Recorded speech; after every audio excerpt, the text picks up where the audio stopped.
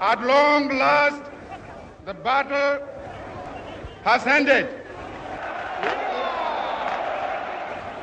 And thus, Ghana, your beloved country, is free forever. I made a point that we are going to say that we create our own African personality and identity.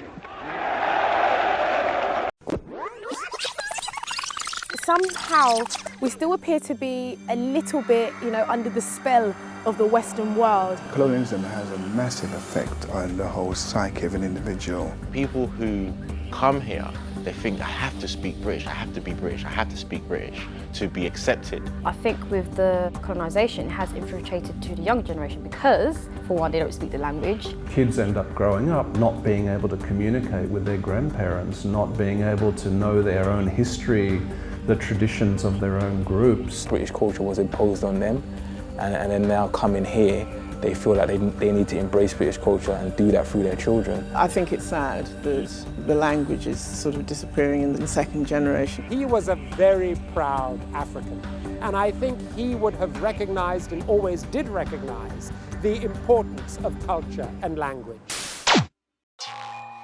The British Ghanaian population in London is undergoing a process of language endangerment. Language endangerment occurs when a language is at risk of dying out because its speakers die out, they stop passing it on to the next generation, or they shift to speaking another language entirely. If the number of British-born people of Ghanaian descent who cannot speak a Ghanaian language fluently continues to increase, Ghanaian spoken languages in London will die out. That's a big problem. It's a danger of losing yourself. The only way that you can prove that you're Ghanaian really is to understand the culture, and the language is part of the culture. Can I say a few words in the Ghanaian language? We may be British born, but we're not British culturally. Let's be really honest. Language endangerment in any part of the world always has direct implications on the culture of the group in question, their identity, sense of community, and their sense of belonging. I'm going to investigate the language endangerment crisis within the Ghanaian diaspora and find out whether British Ghanaians truly are lost in translation.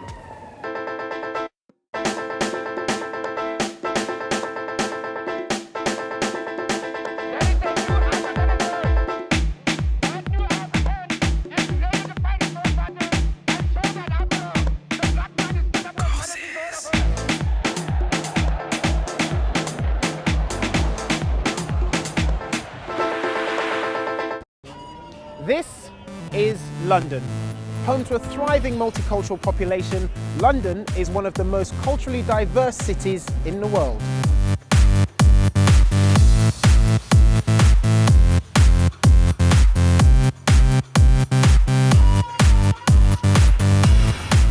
Amongst the many different cultures that call it home, London has one of the highest Ghanaian populations in the world.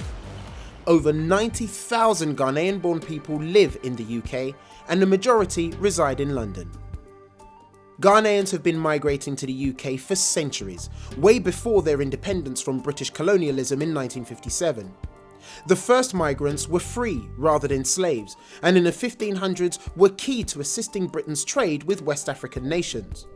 Main migrations then occurred in the post-Second World War period between 1945 and the early 1960s.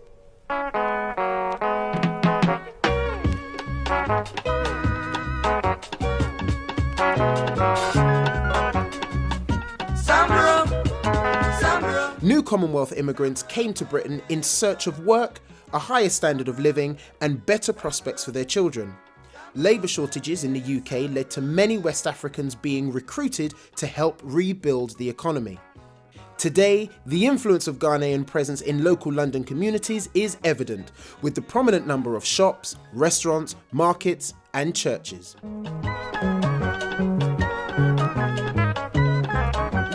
But although Ghanaian culture is strongly present, one thing that stands out is that many of the second and third generations of British Ghanaians, whose parents and families settled in the UK for the hope of a better life, cannot actually speak their parents' mother tongue fluently. I wouldn't say fluently, I can speak a little bit of Twi. Definitely not. I've been trying to learn, but it's kind of hard. But I can understand it, but I can't speak. Not fluently, we can understand and we can try. I myself fall into this category as I can't speak a Ghanaian language fluently. I was born and raised in southwest London.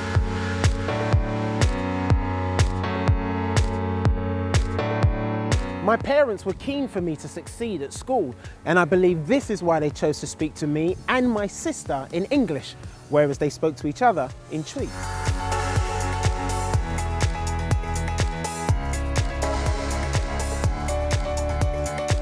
There are approximately 7,000 languages spoken across the globe. It's believed that by the next century, nearly half of these languages will have died out. Ghana has a population of approximately 25 million people, and there are over 70 different tribal groups, each with its own distinct language. Some of the northern region languages include Dagbanli and Mampeli. Southeastern region languages include Ewe and Ga. The Akan languages, Asante Twi, Fanti, and Akuyapem Twi, are the most widely spoken languages in Ghana, spoken by almost 60% of the nation. The languages are rich-sounding, distinctive, and somewhat melodic. Established Ghanaians in the pre-colonial land are the Akans, and specifically the Bonos. It is believed that the Bonos had settled in this land as early as the 11th century. Ga people came in later. Ewe people were then part of Togoland, and northerners joined through tribal wars and national demarcation. The name Ghana is believed to be derived from the word Ghana, which means warrior king. Ghana became a British colony in the 1800s. Dr. Kwame Nkrumah was the first head of state of an independent post-colonial nation in Africa south of the Sahara after he led Ghana to national liberation under the direction of the Convention People's Party in 1957. There is a new African in the world. That new African is ready to fight his own battle and show that after all, the black man is capable of managing his own affairs. Ghana was known for its large gold resources, and so the Europeans named it Gold Coast. However, Kwame Nkrumah declared that the new name of the Gold Coast would be Ghana, and it's believed to stand for Ghana has appointed Nkrumah for Africa. Under Nkrumah, English remained the official language of Ghana and still is today. This has led to more schools teaching it, to the detriment of Ghanaian dialects whose place on school curricula is fast disappearing. Children are...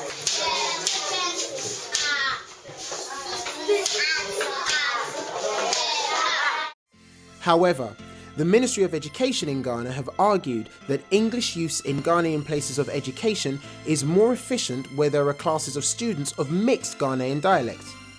The government have also argued that this policy of prioritising English over indigenous languages better equips students for their future in the world of commerce and the global economy, where English, a global language, is the main language of business. Globalisation is another huge contributing factor to language endangerment and loss. As globalisation continues to expand across the world, dominant languages, which are more widely spoken, such as English, Chinese Mandarin, Arabic, Spanish and French, will replace languages that are spoken by smaller communities. Another reason for the preference of English use in Ghanaian schools is to ensure a more uniform, cohesive performance academically among pupils in both public and private schools.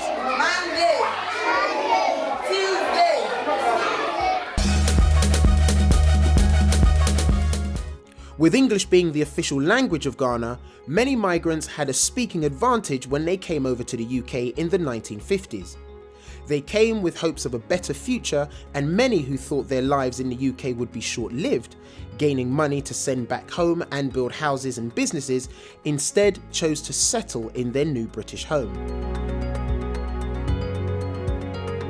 They were met with a mixture of appreciation and discrimination.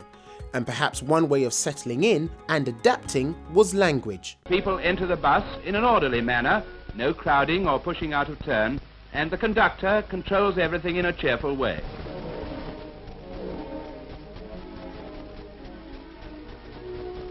It is this friendly cooperation between passengers and conductor and driver that makes bus travelling comfortable.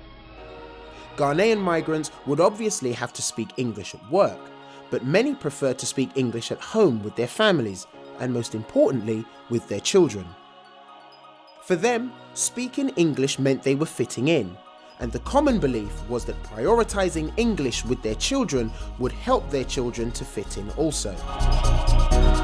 I kind of had to listen to what my parents were saying. We never really got taught in our house how to speak to. My parents came here when they were quite young actually, so I think for them it was always about fitting in themselves, so they made sure that, you know, English was spoken around me as a youngster. But as I got older and the more aunties and uncles and more cognitive I became, I started to listen in because I needed to know what, I was being nosy basically, needed to know what they were saying. Growing up, it was more so English that was spoken to me. When my parents came to the country, it was more of a stigma to be speaking the language to an extent, it seemed. So when growing up, being Ghanaian wasn't really cool. So speaking the language wasn't really cool. Even saying my second name when the register was being taken at school, it was embarrassing. So I could understand where my parents were coming from. I have one daughter and she doesn't speak the language. I'm probably doing her a disservice, but I don't think she could put a sentence together in Chi. My children ask for me to actually teach them Ga on a regular basis, and I keep saying to them, I don't think I speak it fluently enough. Now, they hear me speak Ga, so they think I can speak it, but I know what it should sound like, you know? I speak it with my parents when I have the opportunity. However, if I need something to be spoken or I need to tell them something quickly, you know, obviously it's easier for me to speak to them in English, you know what I mean? Another common belief amongst first-generation Ghanaians in the UK was that their children would be confused if they spoke their Ghanaian dialect and English around the home. This is my experience of growing up in a Ghanaian household, so it's bittersweet, I guess, that my chosen career is highly influenced by my ability to communicate in English. It is this mindset that has continued through generations of Ghanaians in Britain and is a huge contributing factor to the decreasing number of second and third generation British Ghanaians who can't speak their Ghanaian language fluently. Ghanaians in Britain are no strangers to fame and success. For decades, British Ghanaians have been prominent across several industries including television, fashion, sports, film, music and more. I myself have enjoyed a long career in television. But the ability to speak a Ghanaian language, or our identity as Ghanaians, has not really contributed to our ability to be successful. So apart from the connection with other Ghanaians, is it really necessary to be able to speak a Ghanaian language in this present time?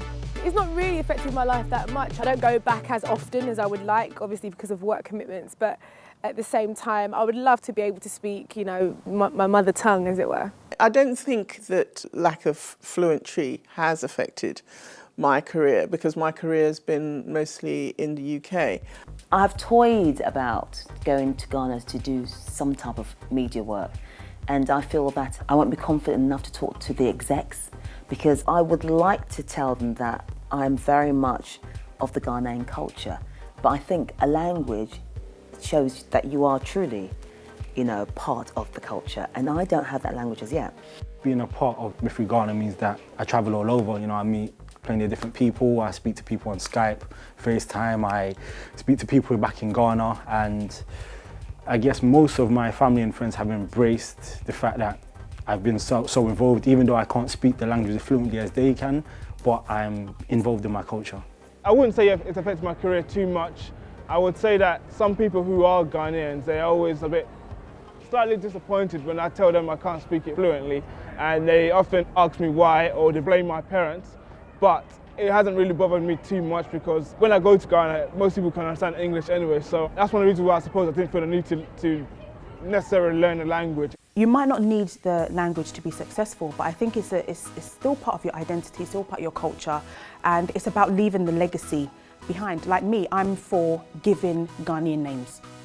I'm for not this Mary, Amanda, whatever, because it's not our names. You know, give traditional Ghanaian names, keep that heritage, let the children know what it means. If you're born on a Sunday, it's Akosia. If your guy is Na or Aku, or, you know, I think it's part of the identity. Fine, you may think that it's not successful or you're not going to need it, but it's about our heritage and it's about maintaining our culture. One of the aspects about being Ghanaian, and one of the reasons I think for why all over the world, in every continent, you will find successful Ghanaians, Ghanaians who are making a go of it in whatever walk of life, is our adaptability. And I think sometimes we are maybe a little too adaptable, that we regard adaptation as meaning that we don't have to put the focus that we perhaps ought to be putting on language and on culture. We as Ghanaians are very comfortable in our skins. We are comfortable in our identity. And sometimes we don't feel the need to take the steps that we ought to be taking in order to ensure that we don't lose a very precious part of our identity, which is language. We get a check me, we get a check. I think I'm a little bit different simply because I compete for Great Britain. So having dual heritage, obviously my parents are Ghanaian and I'm British because I'm born here. I do get the question, oh, why don't you compete for Ghana? I get that question a lot, especially when I'm back home. And I think mainly because I identify with being British. You know, I didn't go to Ghana until I was 10 years old. I'm very much an East London girl and I love where I'm from, so I'll represent my country. What it has affected, I think, is ease of communication. When I go back to Ghana and I work with local people who don't speak English, then it becomes difficult. And it means that you have a translator, and quite often you sort of think that if you understood the language, then you'd be much closer to understanding what people wanted. I was born in London and I've lived here all my life. At GBC, which is Ghana's Broadcasting Corporation, I was an intern there. While I was there, I think they're used to having British Ghanaians come over and not be able to speak Twi. So when I went there, it was a really big surprise that I could speak the language. So I remember one of the guys was like, oh, do you know what is chicken in Twi? And I'd be like, oh, akoko. And then he was like, okay. So it was a very interesting experience. Being there helped me as well because I was able to also interact with fellow Ghanaians. It's an advantage. It adds to me a lot, yeah. Growing up with a dual identity can present an individual with many challenges. A universal want for humans is to be able to fit into their surrounding environment. Many of the same British Ghanaians who have experienced success have not always been comfortable with having a dual identity. People with a dual identity can tend to underrepresent their family's native culture in order to adapt and fit into whichever current cultural environment they're living. Yeah, I think I did face a few challenges growing up with dual identity because you wasn't quite sure of who you were, what you belonged to. I mean, you was born in England and you was considered British, but you also had strong Ghanaian parents. So you go to school and everything would be about British culture, and you come home and it'd be firmly Ghanaian culture. So there was a bit of a struggle. And I think maturity helps. The older you get, the more able you are to understand your culture and balance the two. Whereas I think when you're younger, there's a bit of maybe a slight rejection of the culture, not on purpose, just because maybe it might not be popular. I know where I grew up, certainly there wasn't that many Ghanaians around. It was heavily ethnic minorities, but it was predominantly sort of Caribbean. So there wasn't that sort of engagement outside of home in terms of meeting much Ghanaians. I grew up in Ghana, so my formative years between the age of 2.5 and 15 were spent in Africa, in West Africa, in Ghana specifically. I was christened in Achimtafo, out of which I get my title, Lo Boateng of Achim and Wembley. So for me, that whole time growing up in Ghana was an important part in the formation of my character, of my personality. And I regard it as a huge privilege to have had the benefit of two very distinct, very rich cultures, that of the Akan peoples of Ghana and of London and Britain. So those two things have been important to me. As a child growing up, I never sensed any real challenge to being of dual identity. I've always been proud to be both Ghanaian and British. I grew up with friends from all cultural backgrounds. It was only when I went back home to Ghana that I realised how Ghanaian I wasn't. I felt I couldn't fully embrace my Ghanaian heritage because I couldn't communicate linguistically with my family. Although she would smile at my attempts to talk to her, not being able to fully communicate with my grandmother without a translator present was actually quite disheartening.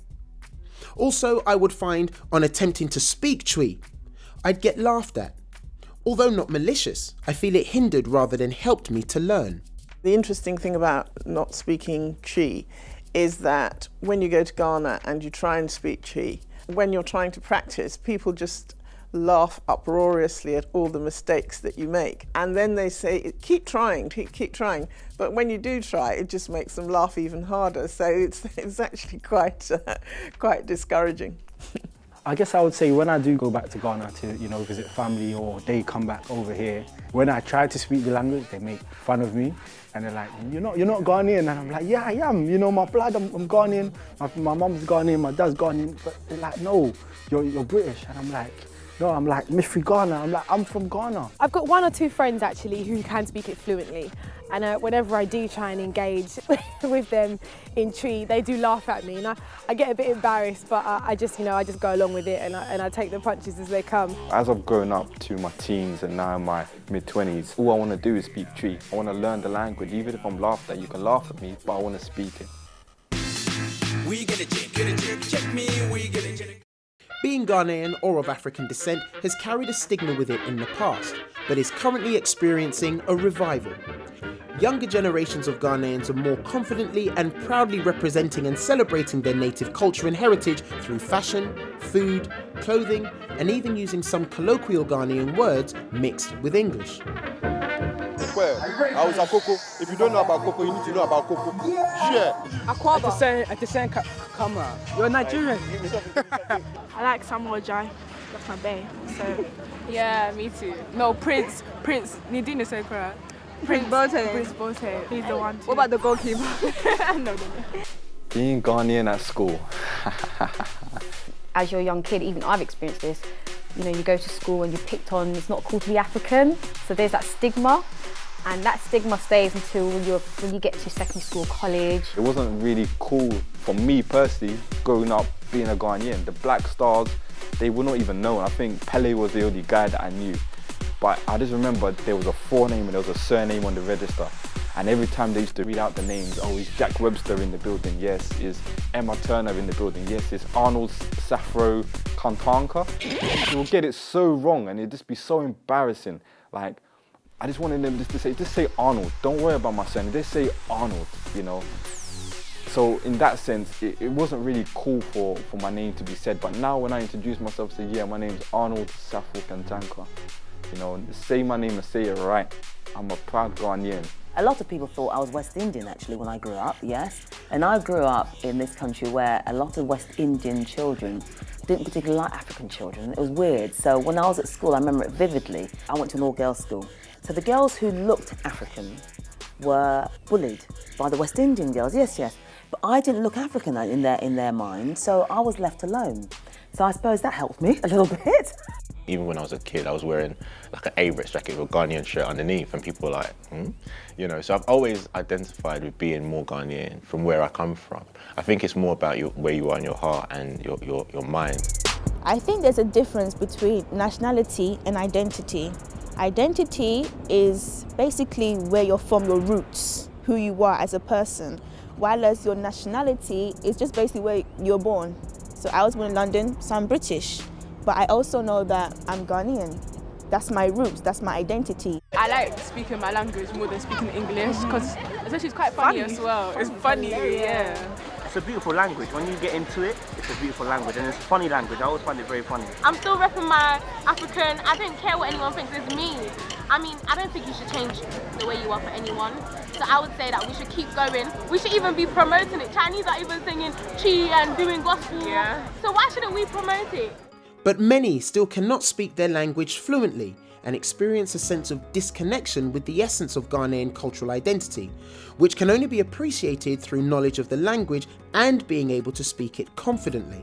It's easier for people to identify with their cultural identity if they speak the language. I feel you need to talk to your children, not talk at them. And if they're in trouble, yeah, talking tree, but also explain to them exactly what it means, because all they know is, yeah, that word over there, tenase, sifum. They'll associate with the actions, but really are they embracing it? No, they're not really embracing it because we're telling them off. So when you tell someone off, they shy away from that. So I feel it's very important that I must, learn as much as possible myself so I can, teach my children. I think young people have got different ways of seeing it. I actually spoke my language with my own children, and they're very proud that they've got bilingual language, that they just find it, they can switch when they want to speak it, they can connect with their identity, and I really think that they're very proud as it stands now that they can actually speak both languages, English and Tree. I don't know whether it's because I was born in Ghana, so I had that language kind of in me already, but with them, when they go to school, they're answering back in English. I'm like, hey, did you hear what I said? Answer me back in Tree. And they're like, but mummy, I'm like, hey. So it's really difficult, but I'm trying my best. I think it's really, really important. And it just shows, it's part of identity, to be able to speak in our language and teach our children how to speak it. For me, my culture is so important. My parents really embraced it and really put me into it. And it's imperative that Ghanaians who come in from Ghana to the UK still embrace their culture, bring their culture with them, and teach their kids Tree. It's vital, very vital for the existence of the language and for our culture. Well, for sure, language binds people in terms of communication, and with the cultural sustaining, you find that what you have is an intercepting, if you will, of phrasing, mannerisms of the Western language that really dilutes and doesn't allow for the maintenance of the language. So clearly, yes, there is a problem there. The more this continues, for generations of British Ghanaians to come, could being Ghanaian become more like a gimmick or a novelty? The typical situation is that you have a whole generation who become what we can refer to as semi-speakers of their language. So they may understand what their parents or grandparents are saying, but they have difficulty speaking it themselves. And then in the next generation, we end up with people who don't speak the language at all. And the result is that there's a break in the cultural and social transmission between generations.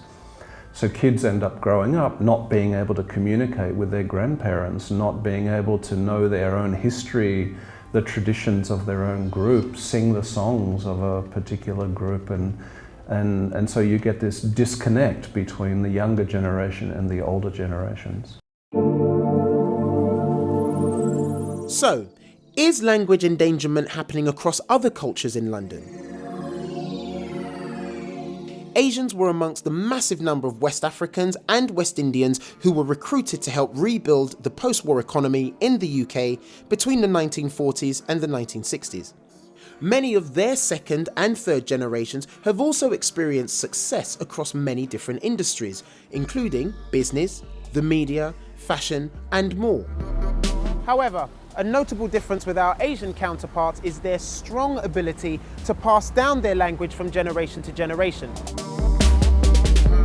Scientists have discovered in the last few years that multilingual children are more mentally and socially advantaged than monolingual children. So why are Ghanaian households still behind the times? That's a very good question. You'd have to ask them that. I guess it was a case of they thought, we was in England, it's kind of, the old adage, do as the Romans do kind of thing, speak to your children in English, I guess, as that's the culture. I would have preferred if they spoke to me in Tree, because obviously I would have learned English anyway, being in the English society. So I guess from their point of view, that was probably why they decided to do that, yeah. My father never really spent the time to enable me to pick up fully Tree. And so, although I understand much more than I can speak, the richness of the Akan culture, exposed through language, has never been something that has been open to me. And so I'm passionate about the right, the obligation of young people of African and particularly of Ghanaian descent growing up in the West, growing up as part of the diaspora, I'm passionate about their right to know and to be able to understand and speak their parents, or at least one of their parents' native languages. Because that way you really do have a true appreciation of the richness and variety of the culture which has shaped all of us. We get a check me, we get a check. The situation in Ghana is a complicated one, and in fact, there are languages in Ghana which are dying out. There are smaller languages which are being replaced and threatened by the big languages of Ghana, such as Akan or Ewe. This is happening already in Ghana. If we look at the London perspective, then it's even more pressure on the languages from Ghana, from a language like English, and from a kind of viewpoint of the broader community here in London, which is speaking another language is a bad thing. I think there's a lot of political and social pressure on people to switch to English. And in the process, of course, they lose out something.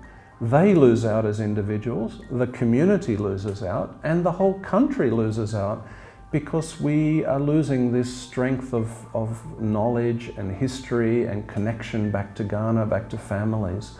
So it's a huge loss actually for everybody, but one that doesn't have to occur, because it's perfectly possible for people to grow up speaking 2 or 3 languages, to maintain their culture, to maintain their connections, and not to have to be forced to switch to something else, whether it's English or whether it's a big language of Ghana. It's been almost 60 years since Kwame Nkrumah declared Ghana's independence from British colonialism. As an influential 20th century advocate of Pan-Africanism, Nkrumah supported and encouraged the solidarity and well-being of Africans on the continent and in the diaspora. He was happy to see Ghanaians and Africans at large achieve great things without being suppressed by a colonial mindset. So what would he think of the language endangerment situation among British Ghanaians today? Kwame Nkrumah always put a focus on the importance of language as a unifier. Don't forget, Kwame Nkrumah made English the official language of Ghana. He made that the official language because he wanted to ensure always that Ghana remained a united country. So I think he was right to prioritize education. I think he was right to prioritize English, but he also believed in something called the African personality. He was a very proud African, and I think he would have recognized, and always did recognize, the importance of culture and language.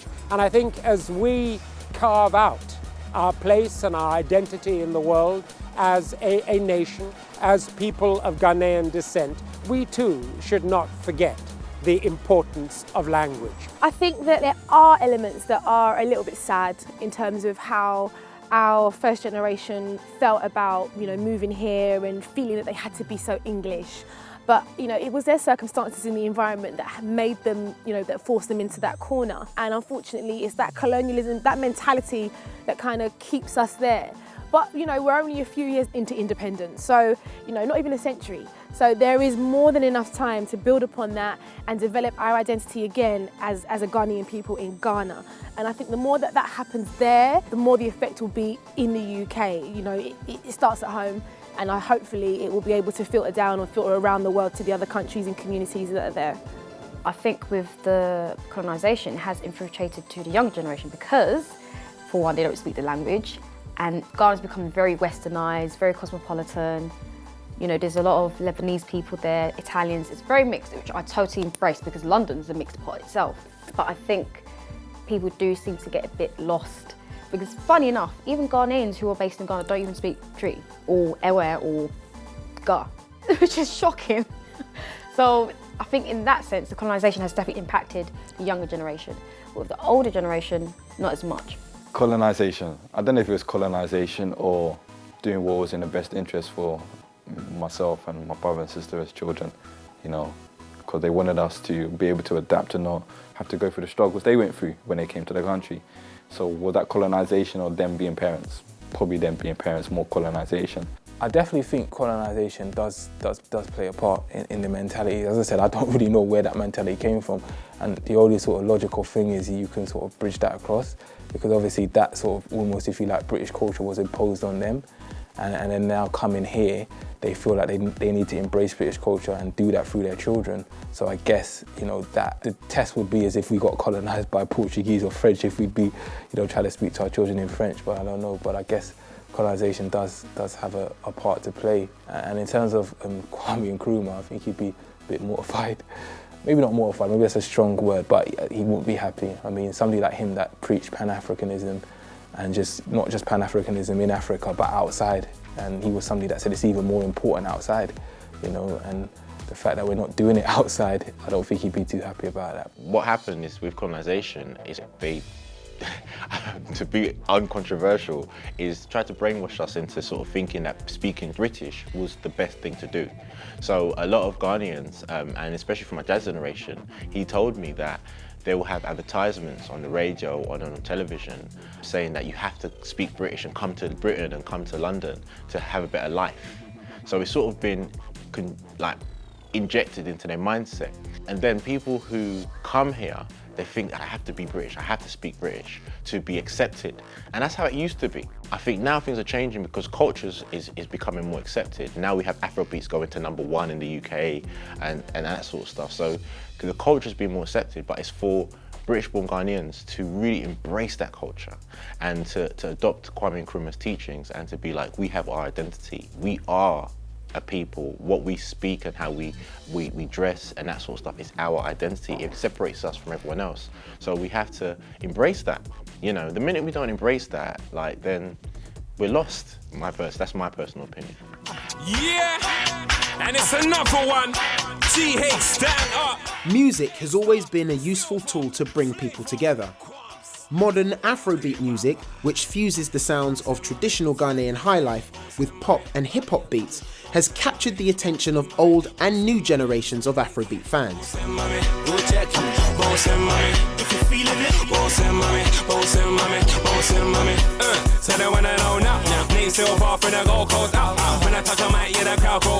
Artists such as Sakyi, Fuse ODG and Mr. Silver are among a collection of artists that have contributed to making Ghanaian languages trendy and more accessible for second and third generations of British Ghanaians. But is it enough to inspire them to learn their Ghanaian languages fluently? I think the rise of the Afrobeat scene has definitely contributed to people wanting to get involved with their culture, where they're from, Ghanaians as well. Myself being here, been doing a bit of Afrobeats and stuff. I've seen a lot of the youngers, they're all doing like their own little Afrobeat thing. When like a couple of years back, you never find any African youth doing any form of kind of African root thing, you know what I'm saying? But now, everyone wants to get involved with their culture, want to get involved and represent where they're from. So people want to know. I think definitely, yeah, it's contributed a lot. It's definitely, and I think that just shows that music plays a key factor in cultures, you know what I'm saying? In developing things as well, like changing people's perceptions of things and stuff. So I think the music has played a key part in that, and I think it can continue to play a key part in what happens in the future. So if, yeah, people keep doing what they're doing, it makes me happy to see that. And yeah, they want to explore the culture, they want to learn, so it's good.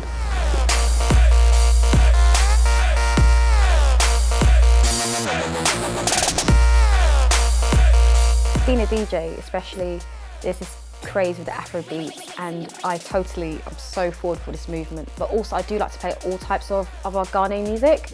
There's the high life, there's the hip life, there's the palm wine kind of stuff, which is back in the 40s and 50s.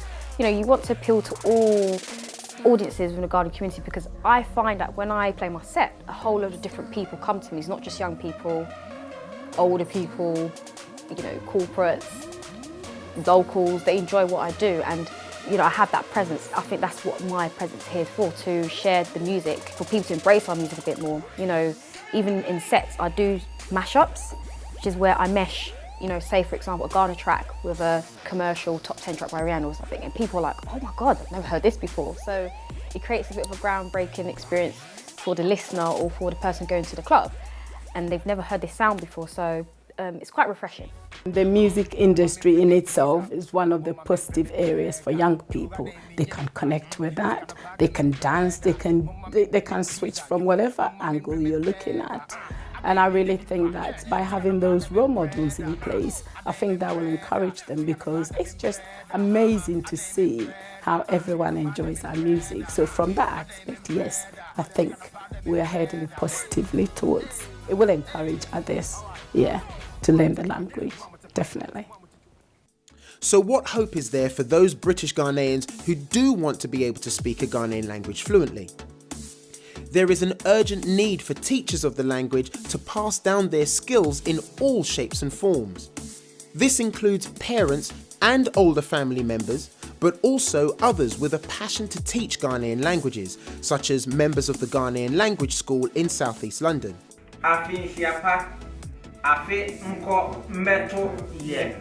Its founders set up the school after realising that there are very few practical ways for people to learn a Ghanaian language in the UK. Naomi and I are both born in the UK, born in London, with Ghanaian parents, but neither of us grew up speaking the language. So we kind of made a commitment to each other that we didn't want our children to go through the same thing. I guess once we actually got married and started a family, we couldn't find anywhere to actually learn the language or have any kind of accessible resource to teaching ourselves the language. We discussed it and we thought we probably wouldn't be the only people in this situation. Mifri Breston, Wufri Mifri Lewisham. God. Then we asked our friends and family if they too experienced the same problem. We asked them to ask their friends and family in turn, and loads of people came back and said they too, they couldn't speak the language and they wanted to, find somewhere where they could do it. And we just decided to go for it. We just decided to just put the plans in motion really to form what now is the Ghanaian Language School. I've been coming to the school for about 6 months. For about 6 months. 2.5 years. For 8 weeks now. Before I came to this school, I could probably speak a few words, but not sentences, and I didn't feel very confident to speak to family and friends. I couldn't speak fluently before coming to school. I had more understanding than being able to speak it. I could understand probably about 70% of the language, mainly house words and sort of very basic commands, and by deep conversations I couldn't get into. It actually varies quite a bit. So at the moment all the students have been adults, so all the courses we offer at the moment are adult courses. Majority have been second or third generation Ghanaians born here. There's still been a big proportion who are actually born in Ghana, have come at an age where they've managed to forget the language once they've become immersed in UK or British culture. We also get a lot of people who are in relationships with Ghanaians. Yeah, so marriages, friendships, and also people who are travelling to Ghana on business. So actually we cater for a bigger group of people than we initially had thought of. It seems like a lot of people actually want to learn these languages, so it's great. Being able to speak the language more now has helped because I can integrate a bit more. I can have small talk with family as well, rather than just sitting in the room silently. When I was younger, I was really interested in the culture. My parents belong to Ghanaian associations, so I've grown up listening to the music, eating the food, but now I feel like with the language, I just feel like everything's coming into place. The more I'm learning the language, I definitely feel connected to my cultural identity, because I'm able to converse more now with family members and friends. Coming to the language school just made me more hungry and more eager to learn about the things I didn't know. I just came back from Ghana last week and family members were really impressed, like, wow, Otimikapa. So it's really encouraged me, it's really boosted my confidence. And just when I was there speaking to one of my uncles, he was like, oh, when you come to Ghana, if you can't speak one of the languages, you can't enjoy Ghana. And it was so true. Just being able to speak to people has really made me find a new side to my Ghanaian heritage. For the future, so immediate future, we want to cover more areas. At the moment we're in 3 areas of London, but London's a big city and there's Ghanaians all over the place. So if they let us know where they are, we'll try and come to you wherever you are. Also beyond London, there's other cities in the UK that have a decent sized Ghanaian population. It's important to start put the structure in place for children to learn. So introducing children's schools is the other most immediate thing. and introducing as many ways for people to learn as possible. So expanding beyond the school, so looking at other resources for people to learn really. In Ghana, it has been documented that Ghanaian dialects are no longer being taught in schools, and English is the preferred language to speak and study. This could perpetuate the mindset that it's best to speak English among future settlers in the UK that come from Ghana, and thus speed up the process of language endangerment for Ghanaian languages spoken in the UK.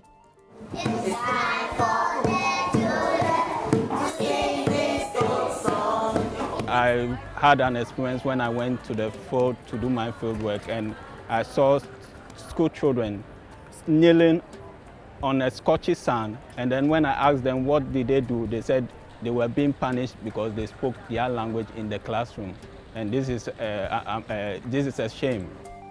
It is essential for older Ghanaians to teach their children and families their language, and simultaneously, second and third generations of British Ghanaians must become motivated to learn their Ghanaian languages fluently.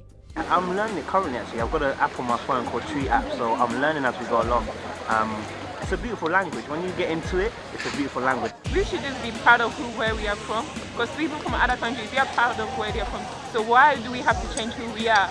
To fit others. Because I'm a proud Ghanaian and I'm proud to say that. I think we're number one in Africa anyway. If children were not exposed to their mother tongue, I really think it's important that they get access to learn the language in the sense that they'll be able to pass it on to their children. And for me personally, it's more about a sense of pride, knowing that you've got your own culture, your tradition and history as well. Well, if a community decides that learning the language is very important for their children, for their culture, for their group, they can engage in a number of activities. But mainly it's a question of speaking the language to the children. If you stop speaking to your children in your heritage language or your own language, of course they're not going to learn it. And also to remember that it's very possible for children to grow up multilingual. They can speak 2 languages or 3 languages without any problem. Kids just learn language naturally. So if they are exposed to language, if somebody talks to them in the language, they'll pick it up. So it's really a question of making the effort to do that and to show them that it's perfectly possible to speak, let's say, English alongside Akan or Tree or whichever language the family traditionally would speak. I myself have now embarked on my own journey to learn the language of my people, Twi. I'm doing this not just for myself, but for my children, and perhaps more importantly, for my culture. It's important for me that I do my bit to ensure that its beauty and richness remains relevant and alive. And I want my children to be able to identify themselves not only through the country of their birth, but also the fantastic nation and culture of their heritage, that of Ghana, which will be very much a part of who they are.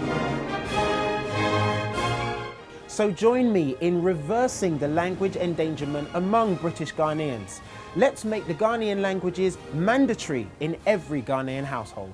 Appealing to the younger generation and telling them to go out there and learn the language is key. Go to school, learn the language. No. It does help to keep the community alive, and it keeps it fresh, and we're able to be confident when we go back home. And just really driving home the fact that them being able to have dual heritage is something to be super proud of. Get involved, you know, start telling your mum, don't talk to me in English, let's speak Chi, you know. Even if it sounds funny at first, the more you speak it, it's like learning a different language like French or Spanish. The more you speak it, the more fluent you become. Let's do this, let's do this. To me personally, learning it is not gonna have a negative effect against your life, you know what I'm saying? It's only gonna give you pluses, it's only gonna give you more avenues to travel into, you know what I'm saying? I would say, you know, regardless of your situation or whether you haven't been taught it or whether you've been taught it by your parents and they've stopped, or whatever your situation, however old or how young you are in terms of teenage or just a young adult, it's never too late. Just embrace it, you know, enroll at a Ghanaian language school, or tell your parents or tell your, you know, your elders to teach you if it's like half an hour a day just to go through some words in the dictionary. Just embrace it really, because it can do you no harm in the long run. It's just an added benefit to speak the language, your mother tongue. I would say go home, go to Ghana. It's such a wonderful place. And when you go there, learn as much as you can. Being able to speak the language definitely does make you feel more Ghanaian. Even though you're still Ghanaian, but it will make you feel more because you know the language now. Therefore, no one can tell you, oh, you're Ghanaian, but you can't even speak the language. What kind of Ghanaian are you, you know what I'm saying? So if you can speak the language, it's a plus. It's definitely a plus. There isn't a school or college on every street corner teaching Ghanaian languages. The reality is it comes down to us, the Ghanaian community. I would say speak it, like if you have Ghanaian parents, make them be proud and try and learn it, because it's such a benefit when you're older. Yeah. And don't be embarrassed, because Ghana is a great country. So yeah. I'd say just remember where you're from, remember like your heritage. Us man, well them man suffered to like raise us, so you need to remember who like made you today. Ghana, I feel, has always been put on the map, let's use that word. I feel because of that now, a lot of British-born Ghanaians feel proud of their colours, you understand? Us also being involved in the World Cup and the Zonto, the music, now they feel like, oh, I can come out and maybe it's not too, embarrassed of not showing myself, you understand? To the older generation, I would absolutely say to them, it's important that they keep on teaching us. Like, don't be in a position where the language gets completely lost, and don't let them be responsible for that, Pass it down to us. Tell us all the old wives' tales, tell us all the sayings, all the stuff that we love to hear that we'll be able to pass on to our kids as well. They should push and push to give the language to the children. Obviously, you can say it's going to confuse them, but I don't think it will confuse them, because it didn't confuse me. So why should it confuse them? Like, the brain's a powerful thing. It can take out more than one language, you know what I'm saying? It's an important factor in where we come from. And if we want our roots to go strong, then we need to keep it, you know what I'm saying? Because we're here, we're based in the UK, but we've got a part to play as well. And we need to keep our culture strong. I would appeal to the older generations to teach their children the culture. Just make that effort, that conscious effort to learn, to try. As long as you're trying, I think that's all that matters. Language is the connecting rod, linking human beings from one generation to the other within the same generation. So language is the vehicle of culture. Language and culture are what keeps us going, what determines our identity. So language is central. And being so central, it's important for our children, our children's children, to understand our languages, to know those languages, and to know the link between them, the past, and the future. Parents should speak to their children in their languages, and also get your children to visit Ghana more often, because it expands their horizon.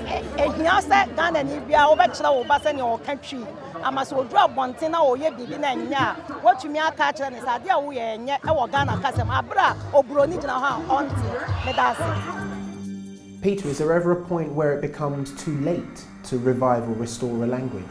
Well, I'll give you an example. I was working in Australia for many years, and one of the languages that I worked on there were no longer any fluent speakers. Some people who could remember bits and pieces, the words they heard their granny saying and so on. But these people, they really felt a desperate need to recover the knowledge that they realised had been lost already. And so we had to work very hard together with them to go back to old missionary materials, old recordings, to try and recover something that would fulfill that desperate need they felt in their hearts to recover the knowledge. So in a way, don't leave it too late, because if you leave it too long, so much will be lost. And it's really important to make the best use of what we have now. So get your friends, elders, relatives, anyone who speaks the language to help you.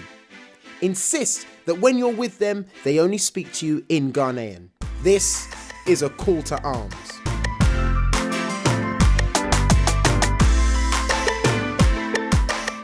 Now, I may love a bowl of fufu and light soup, call some of my friends chale, and even own a Ghanaian shirt or two.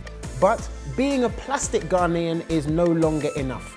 It's high time I learnt the lingo.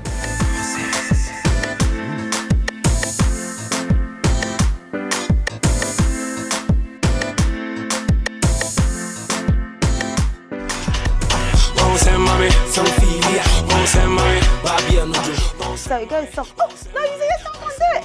Something like, I know. Something like this. There you go. If you're feeling it, boss and mommy, boss and mommy, boss and mommy. So they wanna know now. Name still far from the gold coast out. When I touch a mic, yeah, the crowd go wild. Jumped in the Afro beat with the south. See the flow too hot, I can never be mild. Gotta let you know I was doing it for my child. I'll be hurt in a beat, so they wanna say out. So say Black Power sign, a bit of that. And that's me. The catch of the fish, like, I can't listen to now, I can't. I'm a bit old for something. Pumping this from UK to Tema. This one hot, yeah, That's it, that's as far as it goes. You're from me, then you're from me, silver.